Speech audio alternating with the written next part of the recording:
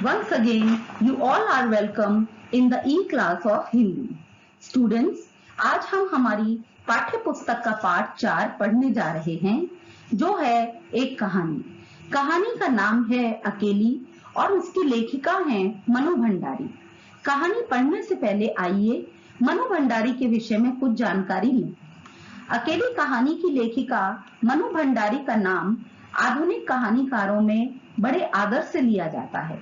कहानियों के अलावा मनु भंडारी ने कई उपन्यास और नाटक भी लिखे हैं।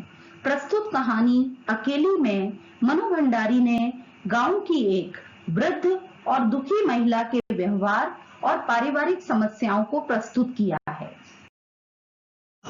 कहानी का मुख्य विषय है एक अकेली वृद्ध स्त्री की पारिवारिक समस्या और कहानी के मुख्य पात्र हैं सोमा बुआ, एक बूढ़ी अकेली परित्यक्ता अर्थात पति के द्वारा त्यागी हुई स्त्री। कहानी के दूसरे पात्र हैं सन्यासी जी जो कि सोमा बुआ के पति हैं और जिन्होंने घर बार छोड़कर सन्यास ले लिया है और हरिद्वार में रहते हैं। कहानी की एक अन्य पात्र हैं राधा भाभी सोमा बुआ की किराएदार। आइए देखते हैं कहानी के मुख्य अंश। सोमा बुआ का पारिवारिक जीवन। सोमा बुआ बूढ़ी हैं, अकेली हैं और पति द्वारा त्यागी हुई अर्थात परित्यक्ता हैं। जवानी में ही उनके इकलौते बेटे जिसका नाम था हरखू की मृत्यु हो गई। उनके पति को इस बात का इतना सदमा लगा कि वे सोमा बुआ और घर बार सब कुछ त्याग कर सन्यासी हो गए। साल के 11 महीने वे हरिद्वार में रहते थे और सिर्फ 1 महीने के लिए ही घर आते थे। इसलिए पिछले 20 वर्षों से सोमा बुआ एकाकी जीवन व्यतीत कर रही थी।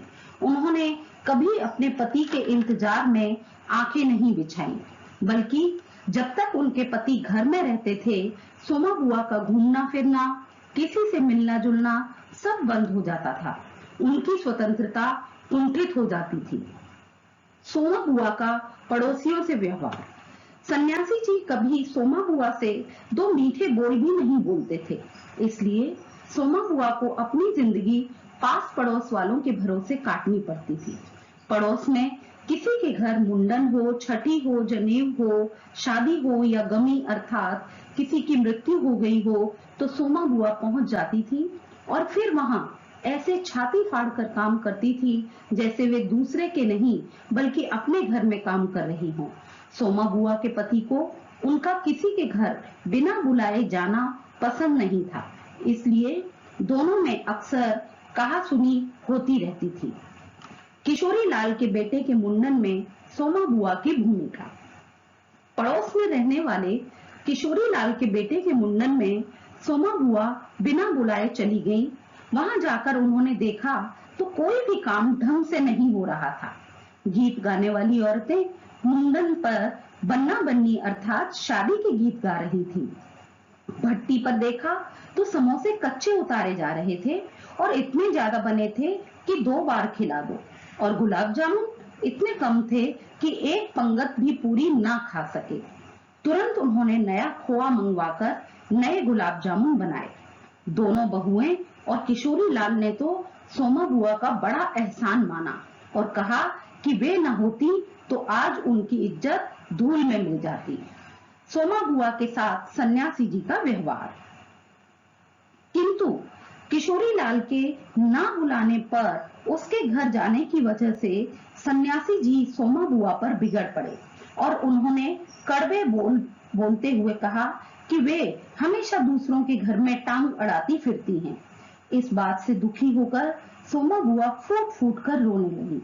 उन्हें समझाते हुए उनकी किराएदार राधा भाभी ने कहा कि बुआ, सन्यासी जी 1 महीने के लिए ही तो आते हैं, तो वो जो कुछ कहते हैं सुन लिया करो।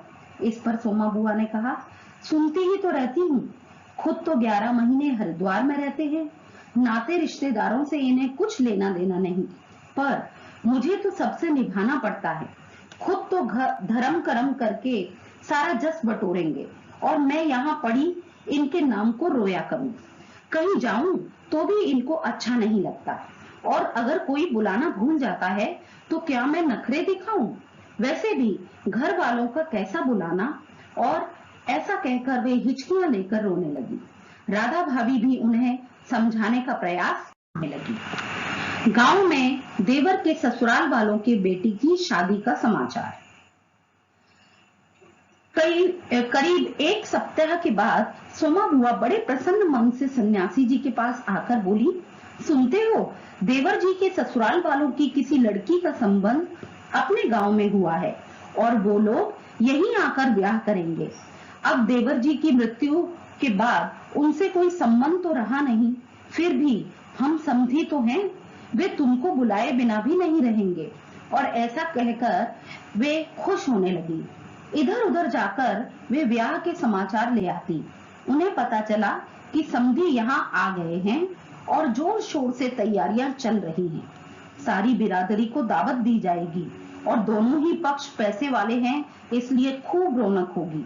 पर उन्हें बुलावा आएगा या नहीं, इस बात की जब उनके मन में शंका हुई तो पड़ोस की एक विधवा ननद से पता चला कि उनका नाम भी बुलाए जाने वाले मेहमानों की लिस्ट में है और वे तुरंत खुश होती हुई अपने घर आ गई।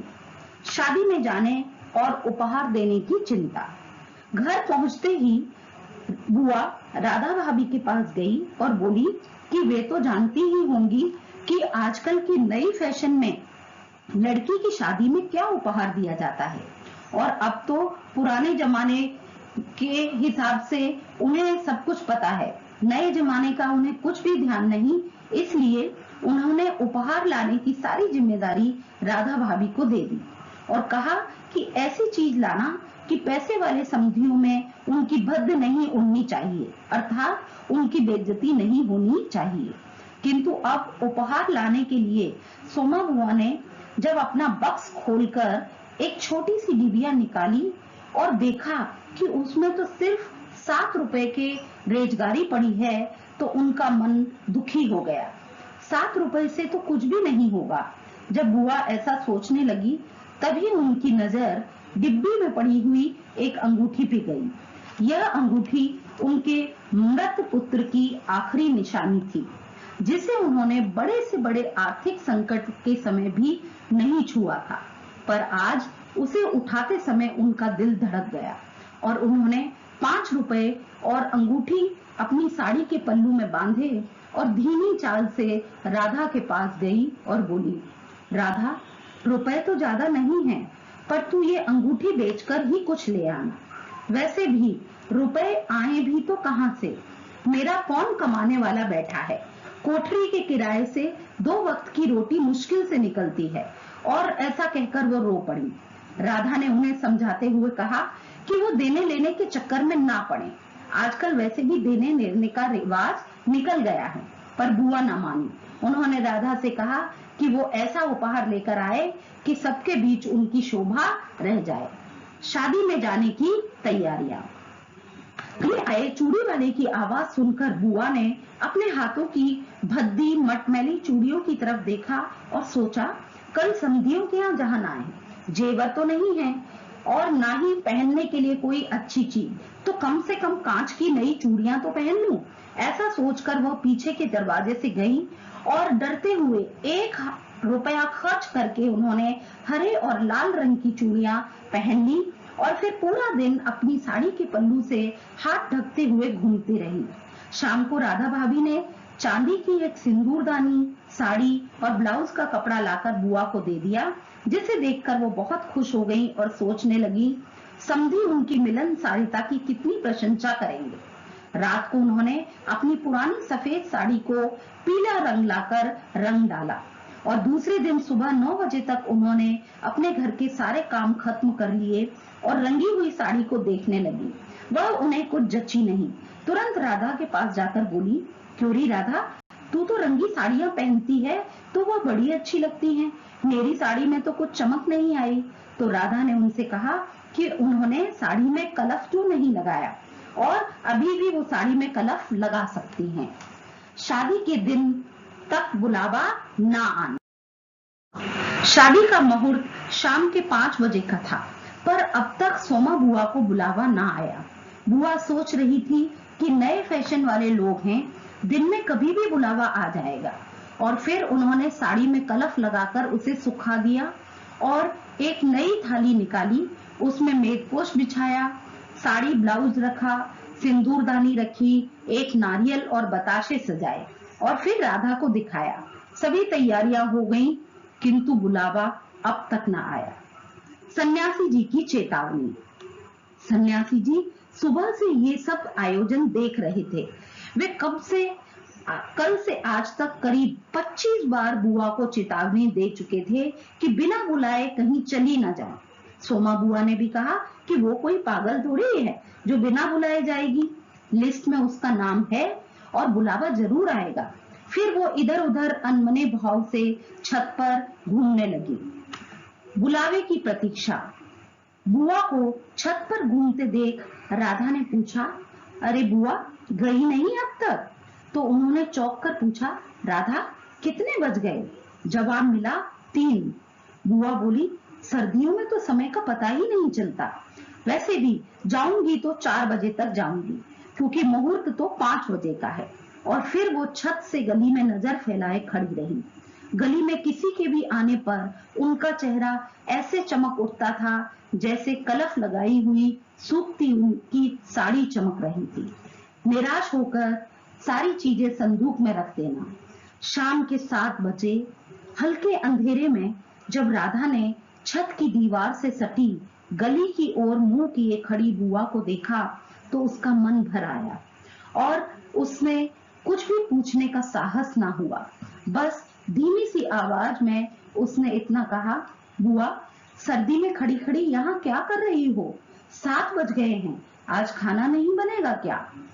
अचानक से जैसे नींद से जागी हूं ऐसे चौंकते हुए बुआ ने कहा, क्या 7 बज गए? और फिर अपने आप से जैसे बोलते हुए पूछा, 7 कैसे बज सकते हैं? मुहूर्त तो 5 बजे का था। फिर एकाएक सारी स्थिति को समझकर खुद को नियंत्रित करते हुए बोली, खाने का क्या है, अभी बना लूंगी। वैसे भी 2 जनों का ही खाना है, क्या खाना और क्या पकाना। इसके बाद उन्होंने सूखी हुई साड़ी को उतारा और उसे अच्छी तरह तह किया। अपने हाथों से चूड़ियां उतारी और थाली में सजाया हुआ सारा सामान उठाया और सारी चीजों को बड़े जतन से अपने एकमात्र संदूक में रख दिया और बड़े दुखी मन से वे अंगीठी जलाने बैठ गए। स्टूडेंट्स, ये थी कहानी अकेली, जिसमें आपने देखा किस प्रकार सोमा बुआ, जो इस कहानी की एक दयनीय पात्र हैं, वे अपने पारिवारिक समस्याओं, पति के रूखे व्यवहार और जीवन के अकेलेपन का सामना करती हैं। यह कहानी हमारे मन को छू जाती है। उम्मीद है ये आपको समझ में आ गई होगी। धन्यवाद।